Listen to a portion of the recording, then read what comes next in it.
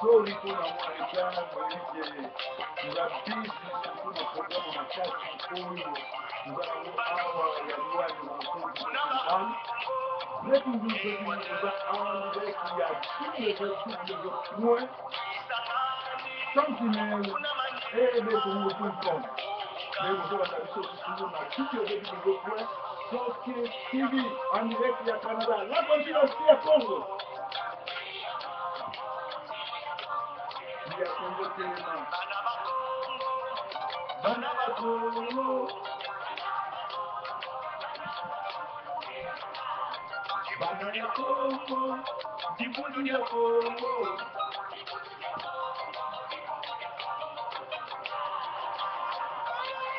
Dibudunia Congo, c'est quoi? Moka ezokende na paix, masolo ezokende na paix. Merci la Kwanzela, grand monsieur na kati ya mouvement oyo na banzembo na ye oyo ezotindika bakongolais bazonga na nzela. Merci mingi na la Kwanzela na miziki na yo. Tokosenga mpe bamusicien na biso bayembela biso banzembo ndenge wana. Eza koyinda breaking news ya lelo tozobanda na basango ya matanga ya Dodo Coleman nasengi na bana mai nyonso partout bozali tovanda na bino na Bundes na Berlin na Munich na Zindorf oyo akufi aza vraiment moninga na biso aza na Afrique du Sud na mwasi na mwana mosusu ya 22 ans 23 ans Julia oyo mondele atikala na Munich. Alors bato ebele bazobenga nga mpona cotisation ngai nazwa ata charge ya cotisation moko te. Nazopesa bino numéro ya mwasi ne oyo aza na Afrique du Sud Mimi Coleman botindaka mbongo directement kuna soko obengi nga napesi yo numéro ya Mimi yo otindi mbongo kuna parce que bakokunda ndeko samedi ezoya tolakisa bolingo na biso mwana poto akokufa na Afrique du Sud bakokunde na Afrique du Sud parce que moyen ya kodeplace corps kolongwa nango na Afrique kokende nango Afrique du Sud kokende nango Congo ezosenga bacharge ebele famille na kini papa akufa mama akufa baleki ne bayebisi nga yaya ezala malamu bakundeka kuna po kote oyo moto akozwa charge aza te. Donc biso moko baninga tokunda ndeko na biso nazosenga na bamarquis le quartier babenvido tayeye chai asa koti na contact merci obengaki ya do malanda merci bana rosenam bana bundese bandino esika nyonso bozali vraiment nzambe azala na bino po te na zande mwana en direct ya breaking news so na sisi na ozongela. Alors donc tozosenga na bandeko nyonso oyo wana namoni tova milandu tovanda na ye na Berlin mpe na Munich akomi lelo na Italie tova milandu asali geste na ye merci tindango mbala moko na Afrique du Sud kote oyo vraiment nga nazozwa cotisation te botinda Afrique du Sud mpe kozala malamu. Alors comme toza kaka na basango ya matanga namoni bato ebele bazolelalela o Jos Mondele mwasi akufi boye na boye na boye mais Jos Mondele efo atika kolela po Blandine wana oyo yo ozoba mwasi na yo alaka mwasi na yo te. Jos Mondele azalaka sans domicile fixe master ne moko na boyi kotanga kombo ayambi ye atie yo na ndako master akendaka chik yo na nsima ozwi mwasi obeti monkatu orécupéra mwasi siko sentir pasi oyo moninga ayamba yo na ndako obeta ye monkatu ozwa ye mwasi so azali makasi te akokaki kosisuicide siko lelo oyo eza nzambe moto apiniri yo mpona koyeba ke kozwaka basi ya bato eza mabe otikali na charge mpe luka nzambe. Donc kolelaka te po Blandine azali mwasi na yo te ozalaki EDF na Paris biso toya Paris tokuta masolo wana osala faux nzambe abendi parce que ezalaki mwasi na yo te. Alors mbala moko na azobenda mpe matoi na bino oyo mosala na bino kozwaka basi ya bato bomoni Jos Mondele ndenge sukele Jos Mondele kutu komone Jos Mondele donc bayamba ye na Paris epa master na ye azalaki étudiant ye azalaki na doki te pale te ale master azokendaka chiki atiki mwasi ye koma aza kobeta kula a influencé mwasi ya nani ya togolaise. Donc lelo oyo mwasi wana kufi kulelaka te ke nini eza mabe na yo oyo sala ezongeli yo et puis faut luka nzambe otubela faut luka pe mwana mai wana osenge pardon parce que lelo oyo ezali kaka bamasolo ndenge yalaka ngala moyibi ezalaka suka te tozolela toza na regret ya Blandine mais yo zwa leson ekozala malamu. Alors tolobaki mpona liwa Dodo Coolman bobenga numéro ya 0027 74 6 46 74 51 bokozwa Mimi Coolman mwasi na ye mpona contribution mpona mbongo nazongisi réponse bazokunda Dodo samedi ozwa na Afrique du Sud na Djobour mais mpo esalama noki fo biso bana mai na ye biso toviva na ye biso bana poto akala biso bana bundesa kala to soutenir ndeko atiki biso bandeko baza na Munich mwana atikali kuna Julia je crois na 23 ans ou lyrique moi sina mondela avec pire master akota en contact nanga bopesa numéro nanga et bo s'occuper na moi nanga personnellement na robeta tour kuna naza invité ba côté à Duren na kosala tuna kita Munich pona hôtel la famille et puis na kosala tout na kende hôtel ndeko sika bakundi na Afrique du Sud likolo ezoya mais bino kuna bo encadrer soko li ko soutenir ko benga ngate ko pesa mbongo pa na ngate benga 0074 74 0027 74 64 67 45 1 okozwa mwasi ya Dodo Coolman. Donc merci mingi na bino nyonso bozo benga. Alors basango ya Congo toujours topesaka ba information oyo to traiter ekomeli biso na mesa pe tozolo bango balobi awa mpo makambo eza grave ne mwana nsene asali lisumu avi na ye balobi déjà face na ye aloa face à démon face à mabe eza ndenge motema ne yali dojo wana lelo tosigne décret place tout bokozwa ifo bobare parce que abomisa bato abudu ya Congo abomisa Chebewa parce que Chebewa azalaki na badone nyonso oyo ezalingaki kanisa Kabila ye moto apesa Kabila trace que Chebewa aza na badossier mpo aza kosenga ye bapreuve ye tant que chef suprême ya ebudu ya Congo donc abomisa babazana abomisa bato wana nyonso tu botalaka face na ye bomonake face na ye eza ndenge mona motema na ye donc congolais tout place omona ye bosilana na ye parce que guerre ese ebandi na ngongo na oyebisa bino ke Kanambe ana posa kobunda azoninga asala guerre apréparé yango bomoni ndeko na ye Ruberwa oyo aza rwandais oyo abomaka bacongolais oyo asalaka lokola azalaka ministre ya défense na ye alobi soki bolingi tokende ntina 2018 te donc ekozala lokola ezoleka na Burundi. Qu'est-ce qui se passe na Burundi? Rwandais bazoboma Burundais. Alors bana masina bana changu bana kin bobanga bango te tokomi na ngonga opération mwana mpuku kotele c'est-à-dire démon nyonso ya Rwandais tozokanga ye tosilana na ye mpo bana plan basilana na biso toza bana nzambe. Congo eza héritage na biso nzambe ayebisi ale moloto alobi nga naza roi Congo tokotala soki nzambe azalaka lokuta tokotala soki Yesu azalaka lokuta parce que bato wana bakodirige biso te bakambi na biso te mboka wana mpe eza héritage na bango te donc baza prêt basilana na biso fo todécoudre na bango tosilana na bango parce que trop c'est trop. Kabila akoki kotikala sous président ya Congo te daye baambassadeur nyonso accrédité na Congo bakendeki koyebisa ye ke bango bazozela asala nini dialogue eza mpona fichier électoral eza te mpona asala glissement c'est-à-dire baambassadeur bakie koyebisa lisusu alongwa mais ye azolinga te azotia motu makasi alingi aboma bacongolais alingi guerre esalama ayebaki Mobutu mpe alingaki guerre esalama mais généralement ye leka moto akufa na Congo na Kinshasa wana mboka ekota na kimia ye mpe kozala ndenge wana oyo bango bazoprépare bakokutana na nzambe ya Congo nzambe amfumuki mbangu nzambe oyo akela likolo na nse Yesu Kristu Yofia Amashia El Shaddai Adonai Rafa bakokutana na ye mpo yaza bozalisa likolo na nse. Alors balobi eza ya koyinda awa na dialogue oyo balobi abimisi $, ebele apesi Félix Tshilombo $250,000 apesi Kengo Adondo mbongo apesi Vital Kamerhe mbongo parce que Vital Kamerhe azali très azotambola na Kabila aza moto na biso te. Alors na sina tindeli ba opposant nyonso tu ba message ba inbox tout bayebake faut babenga na Vital Kamerhe na groupe na bango parce que Vital Kamerhe aza na opposition te mais aza pour les Rwandais. Donc wana ezali masolo ndenge ezokoma na moni awa Foreman a dit message, association de tueurs de la République démocratique du Congo, réaction de King Foreman dans l'affaire fausse commune. C'est-à-dire, à outre ça, la paix,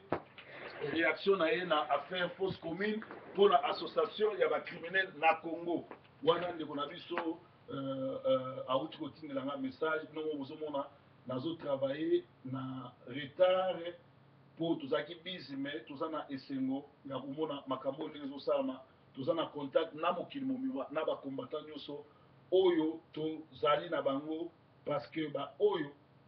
bazana biso te Mobutu ba enterré na anonymat. Mobutu azali sala ba discours na ba palais du peuple, ba palais de nation wana azali traîner ba foule na ba stade na Nsele na wapi. Mais mukolo akufa na Rabat ba enterré na moins de 10 personnes.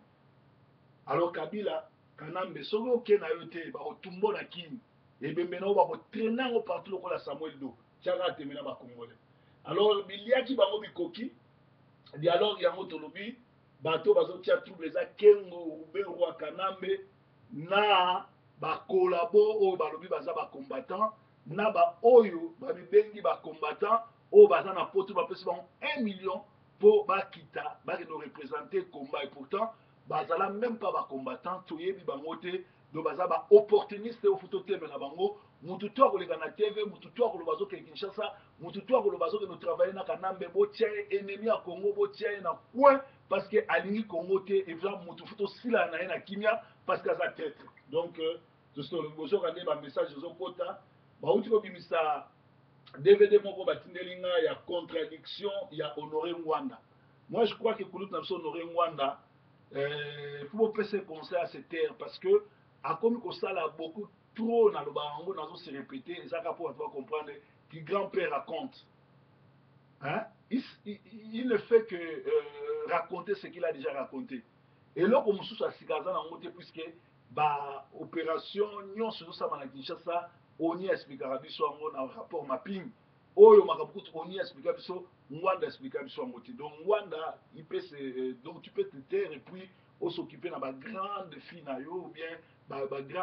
petite fille na yo ou bien petit fils na yo parce que soki okomi koko zwaka temps ya kosoccuper na progéniture na yo parce que tu as déconné bato tu bayebi ke ezalaki yo oyo baza kobenga terminator soki mboka ebongi tokokangaka yo tokojuge yo sur bacrime ekomi na Kinshasa. Lelo Rubero abimi grand prophète na Congo, grand pasteur alandi idéologie na yo. Le premier faux pasteur à Kinshasa o abimisa même ba Vox Day et tout a désordre na Kinshasa, l'église à Kinshasa na même groupe instrumental na église c'est Ngwanda. Alors tokojuge yo na bacrime wana nyonso vanda kimia ngonga na yokuka. Alors tomoni ndenge ba bimisi yango c'est bon déjà. Tozali susu na basango mosusu awa bayebisi biso oyo tozotanga awa noko moto atindeli nga bamessage oyo selon noko moto alobi Bochab na Kanambe divorce eza vraiment proclamé na source sûre crédible nous informe que présidence de la République aurait déclaré que qui ça les fonctionnaires du président de la République auraient déclaré que Kabila serait très dossier fâché contre son ministre de l'Intérieur, M. Évariste Bochab. Alors, une raison, il a échoué lamentablement à toute stratégie de glissement de 2016, comme il le lui a promis. C'est-à-dire, Bochab a dit qu'il va être Premier ministre. Mais quand on a dit que pour comme Premier ministre, yelangai glissement pour la 2016 dans le pouvoir mais va constater que nyonso bazosala échoué quand on baza très colérique naie alors yango balobi selon nos sources il semblerait que Bochab aurait demandé à Kanambe le poste de premier ministre pour mieux piloter le projet glissement parce que ce dernier lui aurait confirmé avoir très bonnes relations avec certains membres de l'opposition et que s'il décidait de les débaucher pour leur donner les postes dans le gouvernement, cela les calmerait et les pousserait à accepter le glissement ou encore un gouvernement d'union nationale. C'est-à-dire que Bochab a savait qu'il y a une relation malade, on a un chef politique nyonso à proposer un poste, tout, et puis il y a un glissement. Mais il a remarqué que Batouana nyonso va boy, par exemple, il y a un bon succès. Joseph Kabila, lui, aurait demandé de réussir d'abord lui amené toutes les têtes, toutes les couronnes de l'opposition, sorry, avant qu'il soit nommé le Premier ministre. Comme résultat, il avait réussi à débaucher plusieurs membres de l'opposition, dont M. Thomas Louaka et plusieurs autres. Donc, M. Thomas Louaka,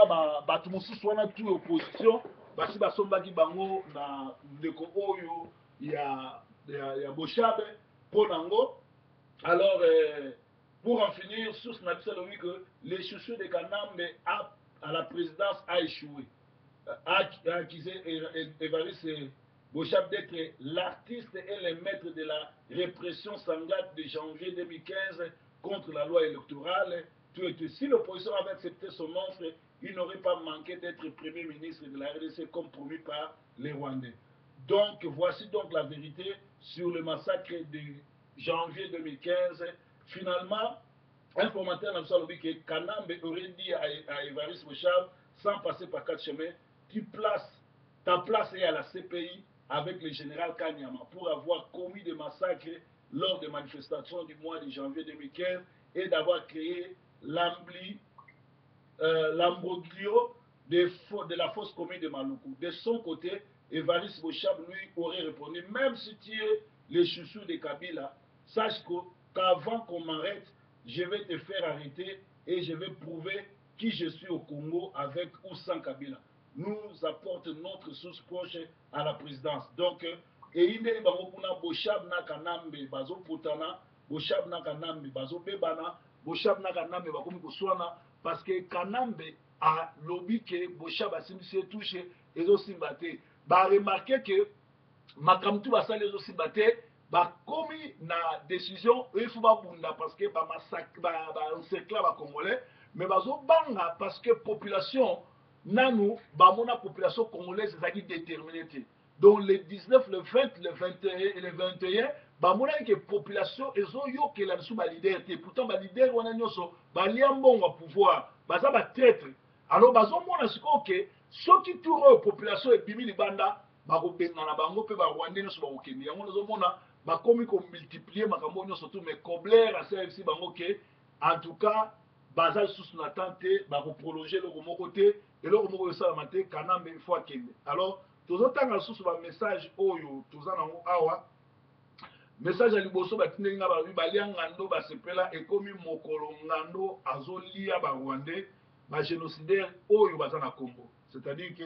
ba surtout ba comprendre que ba lia ngando ba sepela ce que komi ngonga oyo ngando azolia ba Rwandais oyo ba boma ba Congolais na mboka Congo. Alors tout ça, le journal, le message mususu yali awa yangoyo balobi boye message mususu nazotanga parce que eza ba message oyo batindaka na traitement balobi na Québec na Canada parlement na bango endimi que génocide esalami na Congo pe Kanambe nde azali génocidaire organisateur ya nyonso abanda koboma ba Congolais banda na tingitingi pe aba yebi sikoyo eloko ni bakoko sala parce que président en exercice ou avant de plus de 14 ans à pouvoir né a occasionné ba génocide wana. Donc déjà nzambe azo que la biso lokola Québec ezu yango. Québec eza moko, Canada eza moko ya batu oyo bazo extraire ba minerais na biso na Amérique, na France, Belgique et puis Angleterre. Ceux qui bazu yango bakotia pression, c'est-à-dire nzambe azo mundela biso pe eto ekomi ko serame tout autour ya Rwanda Kanambe.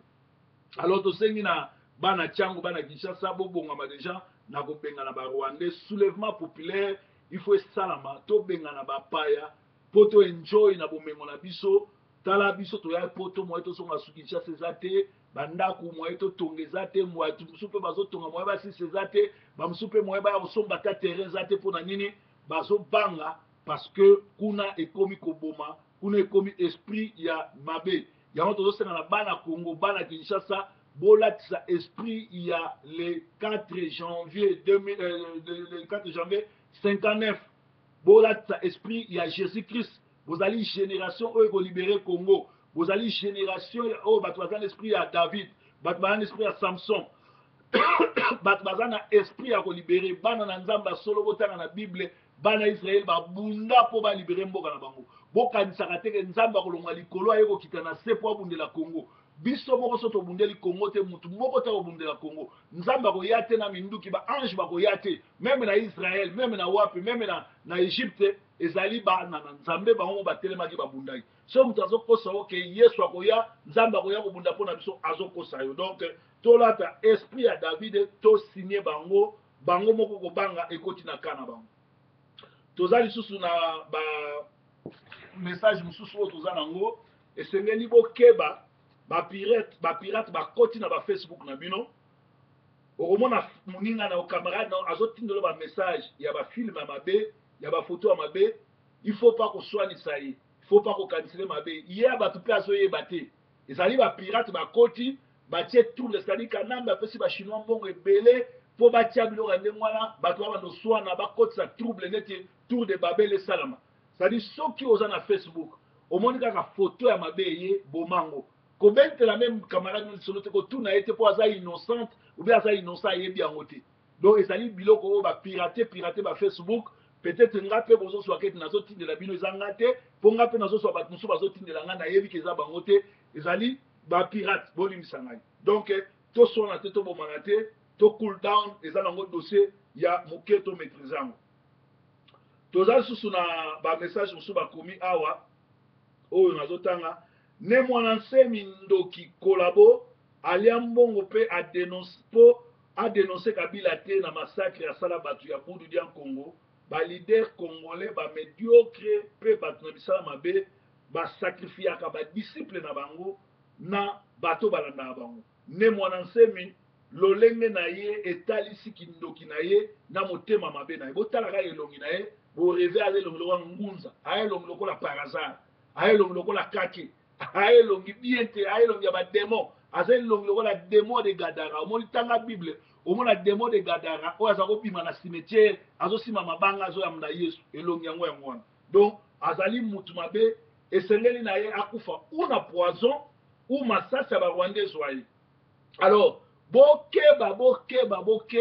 bapoliticien bokeba bana Congo bokeba na rôle oyo Kamere azojoue Kamere aza leader ya barwandais il travaille pour le Rwanda mais azotia trouble na kati ya opposition akotaki na IDPS pour panza IDPS akoti na opposition pour panza opposition na ko informer bino que le 19 le 20 le 21 muto estopaka full wana muto estopaka batu bakende ko boto la pouvoir te aleka na radio ko stopper population eza Kamere botu na ye rôle les amis soka za muto peut perdre ala muto peut perdre te parce que Kamere za muto peut perdre bazo ba mbongo po ba jouer ba rôle bazo jouer tango yazo sala bongo bazo favoriser parce que bazo nga basala 1+4 donc ye Tshisekedi na ba Rubero wana ba koma ba vice-président président de la République Zaka Kabila donc likamwana ekosala mate ekosala mate congolais to boya to kolopa monoko na mabele to boya ngo parce que ekosala mate donc to sala ndengwana asomi ba congolais procès na ye na Wivin Moleka oyo azaka soki 15e bureau na ye balobaki bakokanga ye mpo baa na procès na Wivin Moleka entre temps bato tu bayebi ke Wivin Moleka azaka moko ya bamaîtresse na ye na lingala makango na ye procès wana ekenda wapi ezalaki nango bastratégie parce que barwandais bazodirige pays na stratégie bazocreye baguerre oyo jibe mpiara na wera na kofi na papa wemba mpo badistraire bato mikolo ezoleka donc bacréaki mpe procès ya lokuta ya Kamere mpo bomonaki Kamere batikala kokanga ye te Kamere bainquieta ye te Kamere azalaka na problème te donc tout simplement mpo azali mutu na bango donc botika ezalaki oyo ozoka procès ya Wivin Moleka na Kamere eza procès ya théâtre tuti au Congo donc bonimela bango te bopesa ye ata parcelle ya croyance te parce que aza na biso te nalobaki bolimisa nga na bandiango na retard parce que nazaki busy ekozala ndenge wana alors ne mwana nsemi azali moko ya bademoni azali moko ya bato ya mitema mabe azali moko ya bato ya soloka esengeli totelemela ye tobunda tobengana bango babima na Congo mpo ekozala malamu mpo na biso tozali susu na message awa balobi ke bato ebele babengi nga bato ebele batuni nga babi ke pasa makambo nini ezoleka na TV bato bazoswana bambokela tu etu na TV bakotisi ba Jezabel, bakotisi ba Soula, bakotisi bato ya lokwiti, bakotisi bato ba soni, bato na famille na mo ba ta soni, mais ba ngba pesa moral. Pona nini? Parce que bobo sana teke Satan na banana Eden, banana jardin d'Eden, Satan a coopérera très bien à Mwasi. Mwasi azali premier disciple à Satan. Oyo ayokelaka idéologie à Satan, akotaka fois que ne ko détruire Adam. Adam vanda na Nzambe, botala ngona jugement tangu Nzambe akiti po tuna Adam na Eve. Eza na Genèse 3 botanga histoire wana mobima. Bomona ke Adam esi Nzambe alobi to vanda na yo mbula na liambu mote mais mwasi oyo tindelaki ngai. Alors, mwasi azali élément malam, Bible lobi, celui qui trouve une femme trouve le bonheur. Mais celui qui trouve une mauvaise femme trouve le malheur. C'est-à-dire, na kati ya basi, toza na basi ya bonheur, na basi ya porte malheur. Alors, soko tukutani na basi ya porte malheur, bawana bazali na esprit ya Jezabel. Jezabel ezali esprit ya Satan na kati na mwasi. Azoya pona lukuta, azoya pona ko séduire, azoya pona ko boto l'autorité. Alors, Satan sala ndenge wana. Satan le kaka na kati ya basi. Et puis banda nzambe aza nzambe. Banda mokile banda. Tanga na Bible so nzambe alinga sauver mutu, atikala jamais koluka ivrogne. Atikala jamais koluka mutu amelaka masanga. Atikala jamais koluka mutu akwiti aya kolobela peuple na ye. Nzambe préféra même alobela punda elobela batu, punda Balaam et prophétisa. Mais nzambe atikala jamais kozwa mutu alangwa masanga, mutu ayebi nini te, mutu oya kwiti alo daye. Bible zoloba bato ma kwiti bato balangwa masanga bakomuna bokonzi na Nzambe te. 1 Corinthiens 6 banda na 9 ti na 11 tanga ngo komona kende même ti na 14 omona ke Nzambe azoboya ba ivrogne ba impudique ba ndumba bato lokoso ya mbongo bato balinga kop bakokota bokonzi na Nzambe te. Alors Nzambe achangeaka te. Soko moni esprit ya Jezabel bato bayebi parole te baza rodé te. Bakomi ko simba ba Bible po baya ko loba, bakomi ko simba ba Bible po baya ko détruire communauté, ko finga ko tonga, ko bwakela bambokela, c'est-à-dire eza esprit ya Jezabel. En réalité batuana bazana ba problème ya alcool, ba langwa banda tongo ti pokwa. O invité na feti akomela masanga, azana niveau même misanza na kati ya nzoto na ye na miso batu. Parce que baza sous l'envoûtement et bazali ba ennemi ya Congo. Preuve yango zomona bake ko kangama na TV oyo tolobi Ebola TV ngana zana ba message bato bele ba na ba message ba pesa ba journaliste bele ba leka kuna ba yebisa bino ke ba benga biso ba pesa biso mbongo witi na présidence to ke no sala kuna nga personnellement ba proposer nga chaque mois ba bonfuta nga 1000 livres so ina zoni kuna na boya. Alors mutu tout okomone na Ebola TV aza collabo et puis aza na ba démon. Et puis au moins que baza basula soki te bebo tuna bato baza pembe na bango mutu tu okomona ekobanda na ye moko songi ndeko na ye pasteur Mario mutatindi bato wana nyonso tu il fallait baleka kuna bakendo tsala na ye moko Mario alkendeme lokola na betaki mololo ebangisi ye. C'est-à-dire boye bango ke guerre ekoti bolandaka chaîne wana Ebola TV te, mais par contre bo soutenir bato nyonso tu bazoloba vérité na TV. Lobi na apresiaki émission oyo ndeko na biso mbano asalaki makambo mbano alobaki eza solo bato wana bazali bato ya mitema mabe bazali bato mabe bolanda bango te. Mutu nyonso tu akoleka na TV, mutu nyonso tu akoleka na internet ayebisi bino kaza candidat ya République démocratique du Congo na élection aza ennemi ya Congo. Parce que mboka oyo ezali sous occupation, mboka oyo ezali na ba Rwandais na kati, mboka oyo ezali na occupation ba Rwandais yo ke na élection ndeni. Soki fichier électronique électoral, nazo beno électronique pour ça électronique. Fichier électoral électronique ezali déjà bourré, ezali déjà programmé. Soki ba yebi ke muto a perdre a koleka ezali Janet Kabila. Déjà ba komi komona ata bo voter, ata bo surveiller fichier wana eko bimisa yem ta gagner. So yozo ke na élection o déjà aussi au poli d'avance pour ani. C'est-à-dire bah les mbongo pour na kokende ko accompagner ba Rwandais. Alors Congolais mutu nyonso o a koyebso ke a quelle élection. Mutu nyonso o koyebso ka zo ke ne Kinshasa yeba ye ke aza collabo kata relation na ye kolinga ye soute ko sala suna ete ezali ndengwana. Alors naza lisusu na message mosusu awa balobi makambo nyonso to ezoleka kuna eza nango théâtre ya barwandais parce que batie badollar ebele mutu nyonso tu alingi kozwa badollar mutu nyonso tu alingi amonana kuna mutu nyonso tu alingi azala kuna. Alléluia.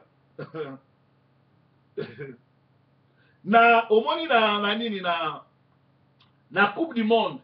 Zinedine Zidane azwaka rouge po likolo ya maloba alobelaka Materazzi. Alléluia. Zinedine azwaka Zidane azwaka nini rouge parce que alobelaka Materazzi likambo. Materazzi alobisaki likambo na litoyi. Ayebisaki nini? Ayebisaki makambo basi. Alors lelo oyo diable pe soka nga kota na communauté a utilisaka bana basi ya mabe. Même ba rwandaise ba utiliser bana basi ya mabe. Alors moi si nyonso tu oazo kende ezali mabe mi. Ayebisa soki adversaire a loose contrôle na terrain, c'est-à-dire vérité et bouclier. Comme ozana kwiti moya tambola ezate 1 Corinthiens 6:12 ezolo bango ba ivren ba kota lola te yango nozomona eza bongo. Zidane a bêta Materazzi coup de tête pour Materazzi a lobela vérité. Vérité wana et pesa equity a bêta a perdre contrôle. So moni batwa comme les gana TV ba perdre contrôle, c'est parce que tu découvrir la vérité na bango, tu découvrir que ba idolâtre, ba Jézabel, ata ba simbi Bible, ba yebi même côté ya Bible wana te et puis baza na quiti. Comment bozo ke na TV, bosi bo meli ba 4 soupe alcool, boza na quiti bozo sa émission na TV. Donc batwana baza na ivrognerie, il faut aller na délivrance, bo kangela biso bango to délivrer bango parce que baza na ivrognerie. Et puis bato ndemo na bango ba échoua. Bato bokola na bango boyebi fi na bango. Pourquoi olanda bango? Na remarqué na Congo kaka bato ba échoua nde bakoma ba rôle modèle. Nani pasteur on a benga kombo démon de Gadara a échoué na libala akoko bala mwasi wazaka mwasi les caisses bakabona mwasi wana na pasteur de Gadara bakoma kolega na TV batia sur le mariage entre temps bango mibale ba divorcer ba échoué na libala mais bazo lega na TV ba congolais batia sur le mariage donc na Congo za ndemo na bato ba échoué ndenge Mobutu alaki akena guerre a poli a matigrade akena guerre on a bato baza ba rôle modèle te. Bato so bake na fête ba langwe ba koma katina niveau ba misanza ba perdre contrôle ba ngwana bazo leka na TV ba lebi ba enseigner biso entre temps ozana ba démon délivrance okima entre temps oyebi makambo epele yo moko yebi entre temps oza muto soni papa na ya lakelo mabe parce que yo c'est soni mais oye na Angleterre au niveau leka na TV okoma rôle modèle entre temps ozana rôle modèle donc bokeba ezande ngwana donc que pasa na yuke soki omoni mutu azotunga ou bien azofinga proverbe 30-30 c'est que ba démon na ye ezokoka vérité te et puis toyebi ete na ete boye ba démon mingi botuna ba star ya ba musique omona o mutu wana abelaka liboma mutu wana kangake basinga ebandaka kaka na ete boye bato ebele oyo baza na ba démon surtout démon ya alcool démon ya kwiti ekokaka vérité ya proverbe te na ba ete boye babandi na ba nde tobandi juin boye liboma na ekokende ti na septembre do bokeba le liboma na bango ebandi baoleka na TV bolanda bango te d'ailleurs nga nayebisa bino bolandaka bango te bolandaka ebolative te le bobengaka ngai nayebisaka bino nalandaka yango te bozobetelanga masolo naolanda yango te mpo naokipe bango te en réalité na kati ya communauté bato baza pour le Congo oyo balingi mboka baza ebele bakolabo bazaka moke on s'en fout de kolabo tolobisaki bino ke zoba soko ozolakise sanza oli atala sanza atalaka mosapi zoba soko aza monene te azaka moke botala bango meme na bareunion ezosala na baparis omona zoba moke aza na likambo aloba te maninga aloba zoba mpo zoba aza ndenge wana zoba soko aza monene vraimen te azaka moke aza ndenge wana omona ndenge wana donc bocomprendre bango eza bongo c'est-à-dire que na communauté na biso na Angleterre basombi bakolabo ebele oyo bazwi mbongo oyo bamayele mingi te oyo bake likolo ya ba 1000 livres biso tu baproposa biso ba 1000 livres mais 1000 livres c'est quoi nakende oteka mboka na ngai likolo ya 1000 livres bokende Kinshasa nde bokende bakopesa bino ba 1000 livres wana na poison ya 5 ans alors leo bato wana bakokufa naoka na portable na nga botineli nga message te ya matanga naoka na portable na nga botineli nga te topesa communiquer na bango parce que baza bafaux bacombattant oyo baza bato ya lokoso tika bakufa ndenge wana daye balobaka moto azoba bafutaka ye kwanga ya pamba mobini azoba bafutaka ye kwanga pamba alors tozaka na bamessage tozoloba ndenge tokomaki wana ndenge mpe masolo yango ezali esenge na bino boyeba ke mboka eza sous l'occupation na ngonga oyo nzambe akomi kobimisa bato nyonso to ya mitema mabe bato nyonso to ya misala mabe nzambe akomi kobimisa bango poasa alors eloko nini biso tokoki kosala na ngonga oyo biso oyo toza awa nalobaki fo tosalisa au conseil ya réunion au conseil ya bacombattant nyonso na barésistant namoni bandeko basalisaki yango na Hollande mais ndeko Placide de Jésus na ndeko Kroko Aluosi batenaki compte rendu ya badisponibilité ya bato mosusu te fallait batinda bainvitation ezwa mois temps ata préparation en un mois biso bamosusu tozwi bacongé na misala tozosala banini parce que toza na période tozokotisa baassignment mpo tosilisa classe na biso fo tokotisa biloko ya suka mpo tosilisa makambo nyonso tozwa badiplome na biso alors tozalaki bisi tokosala badéplacement te alors eloko ya bongo fo tobengisa réunion ya bacombattant nyonso le tokobengisa réunion ya bacombattant nyonso pouvoir bapesa yango na poto pouvoir bapesa na afrique te me bakanambe wana barwandais pouvoir bazwi na poto alors biso nde toza awa fo tosala réunion tozwa baide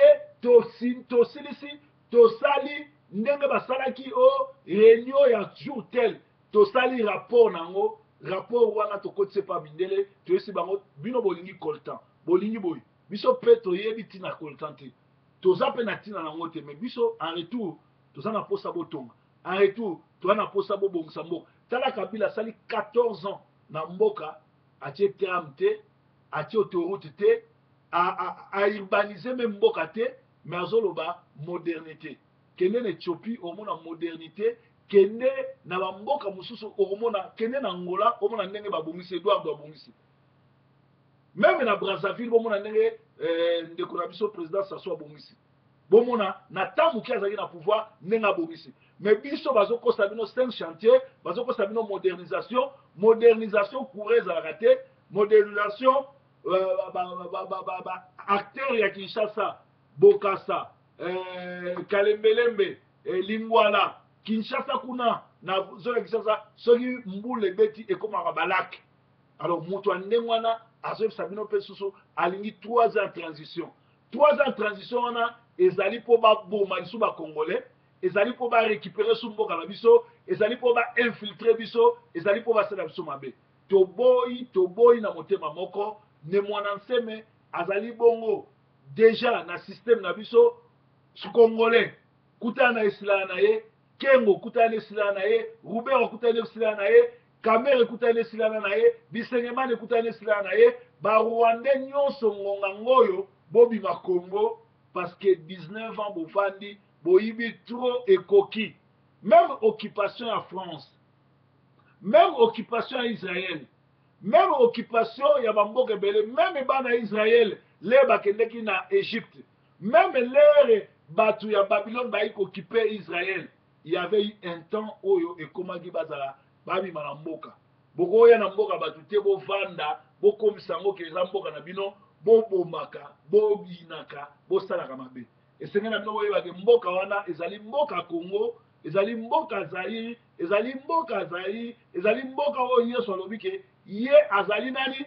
azali le roi du Congo lokola Yesu aza roi ya Congo loboko ne mobali eprotege Congo tomona vraiment ke Yesu akosaka te oyo alobaka ekokisamaka alors bokomona ba Rwandais oyo banyokoli biso oyo babomi biso oyo baviole na Beni chaque jour bazoboma armée ougandaise eza na Beni ezoboma mais bakonzi na biso bazoloba nini ata mutu moko afongoli monoko aza te bazowelela consultation bazowelela boye consultation eza te dialogue eza te élection eza te tozali kaka na mot d'ordre moko ezali soulèvement populaire parce que bato wana babomi biso parce que bato wana basali plus de 19 ans na Congo badétruire baye kobongisa te et bazwi mabele na biso bazoluka bato bakouta na Israël bapesi bango mbongo ebele mpo baya kovanda na bajournal oyo ti oleka na yebisaki bino yango nyonso. Donc masolo eza ndenge wana. Alors tosukisaka breaking news na biso na oyo babengaka proverbe sol namela mwa ndambo ya mai parce que nalobi mingi.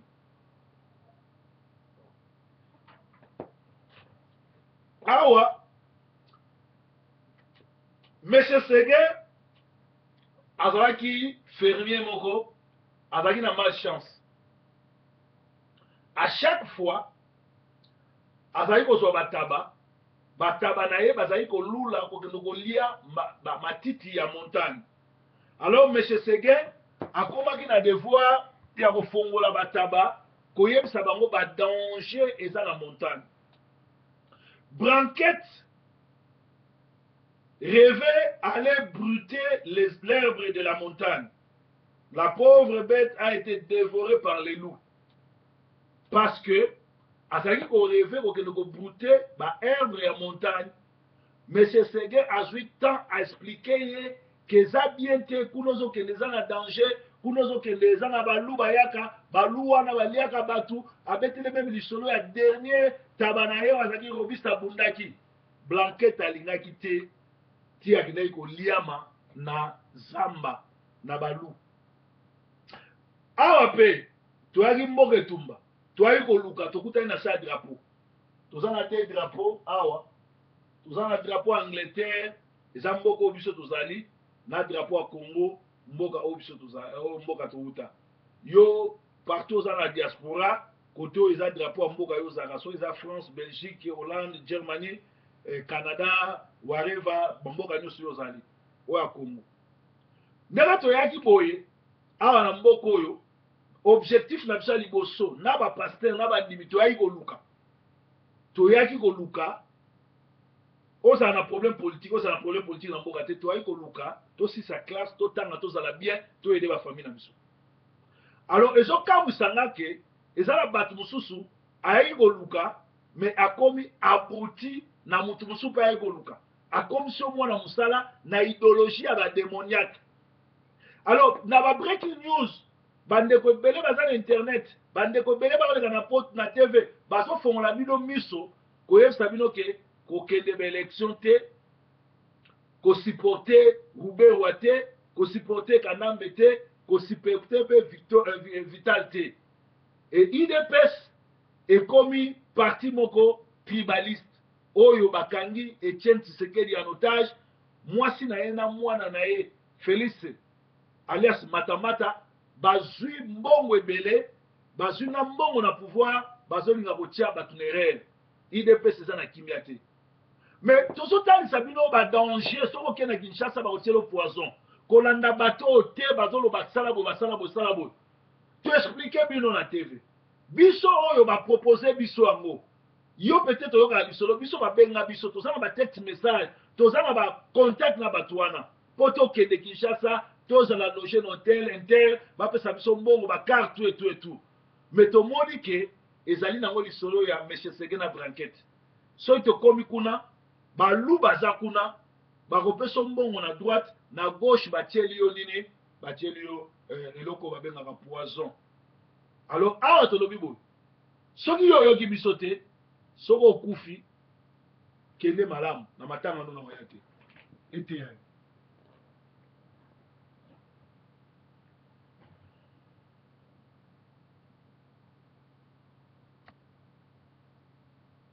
breaking